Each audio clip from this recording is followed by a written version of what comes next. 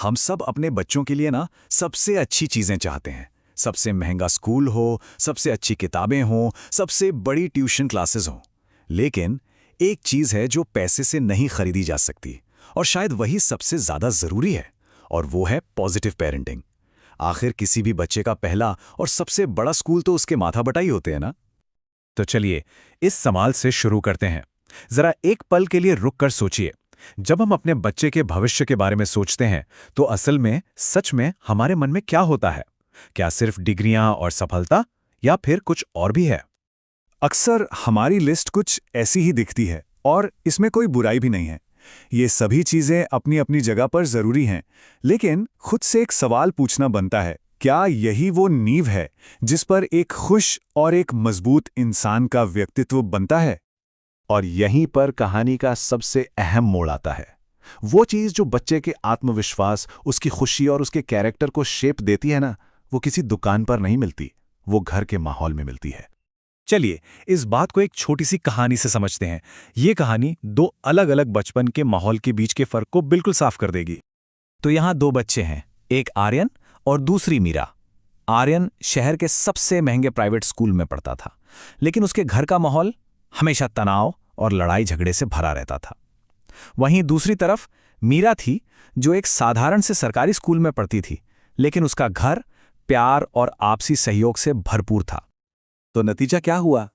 देखिए, महंगा स्कूल होने के बावजूद आर्यन अंदर से कमजोर, डरा हुआ और कॉन्फिडेंस की कमी से जूझ रहा था, जबकि मीरा एक साधारण स्कूल में पढ़कर भी खुश थी, मजबूत थी और आत्मविश्वास से भरी हुई थी। ये जो फर्क था ना, ये उनके घर के माहौल ने पैदा किया था। तो इस कहानी का सार क्या है? सार बस इतना सा है कि स्कूल बच्चों को ज्ञान दे सकता है, उन्हें सब्जेक्ट्स पढ़ा सकता है, लेकिन जो पेरेंटिंग होती है, यानी माता पिता की परवरिश, वही उनके चरित्र और व्यक्तित्व को बनाती है, उसे गढ़ती है। अब बात करते हैं पेरेंटिंग की एक बहुत ही आम लेकिन उतनी ही हानिकारक आदत की, और वो है बच्चों की दूसरों से तुलना करना। जरा कल्पना कीजिए, एक छोटा सा बच्चा है, रोहन। वो बड़े उत्साह और खुशी के साथ अपने बनाई हुई एक ड्राइंग लेकर अपने माँ के पास दौड़ता हुआ आता है, इस उम्मीद में कि उसे शाबाशी मिलेगी। लेकिन उसकी माँ शायद बिना सोचे समझे ही कह देती हैं, अरे वाह, पर देखो तुम्हारी कजन नेहा कितनी अच्छी ड्राइंग बनाती है। ये एक बहुत ही आम सा वाक्य है जो अक्सर कई घरों में हमें सुनने को मिल जाता है। और इसका असर क्या हुआ? उस एक वाक्य ने रोहन के सारे उत्साह को खत्म कर दिया। उसके नन्हे से मन को लगा कि मैं अच्छा नहीं हूं, कि मेरी मेहनत बेकार है, और उस दिन रोहन ने अपनी ड्राइंग फाड़कर फेंक दी। तो यहाँ पर एक बहुत जरूरी बात समझने वाली है। साइकोलॉजी कहती है कि तुलना बच्चे को ये सिखाती है कि उसकी कीमत उसकी अपनी काबिलियत में नहीं, बल्कि दूसरों से बेहतर होने में है। ये मोटिवेशन नहीं देती, बल्कि बच्चे के मन पर एक गहरा घाव छोड़ जाती है, जो शायद कभी बढ़ता ही नहीं। तो सवाल यह है कि अगर तुलना नहीं करनी तो फिर क्या करना है? जवाब बहुत सीधा है, बच्चे के छोटे छोटे प्रयासों को पहचानना और उनकी सराहना करना। देखिए, प्रगति का मतलब हमेशा क्लास में टॉप करना नहीं होता। अगर एक बच्चा कल तक गणित के सिर्फ 2 सवाल हल कर पाता था और आज उसने 5 कर लिए, तो ये एक बहुत बड़ी प्रगति है। अगर वो कल 5 मिनट पढ़ता था और आज 10 मिनट पढ़ा, तो ये एक बहुत बड़ी सफलता है। ये छोटी छोटी जीतें बच्चे में ग्रोथ माइंडसेट बनाती हैं।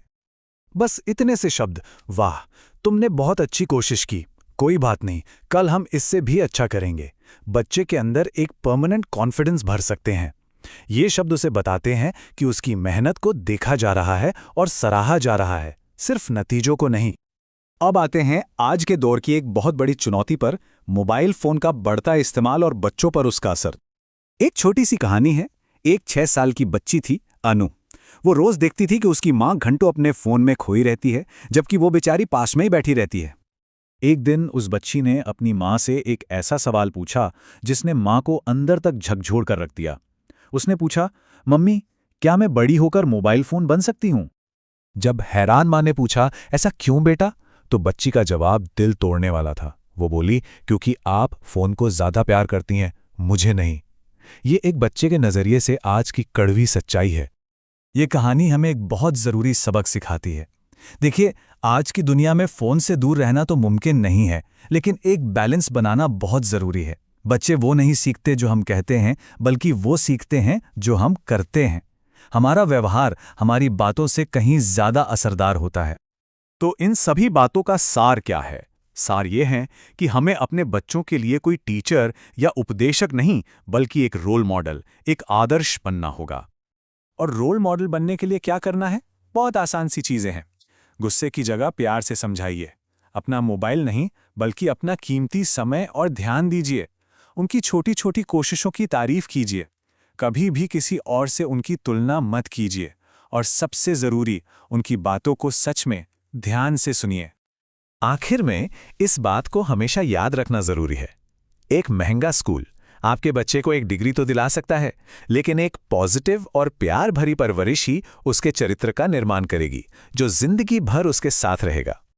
तो इस पूरी चर्चा को एक सवाल के साथ खत्म करते हैं। हम सब चाहते हैं कि हमारे बच्चे बेहतर इंसान बने, लेकिन क्या इसकी शुरुआत हमें खुद को बदलने से नहीं करनी चाहिए? इस पर जरूर सोचिएगा।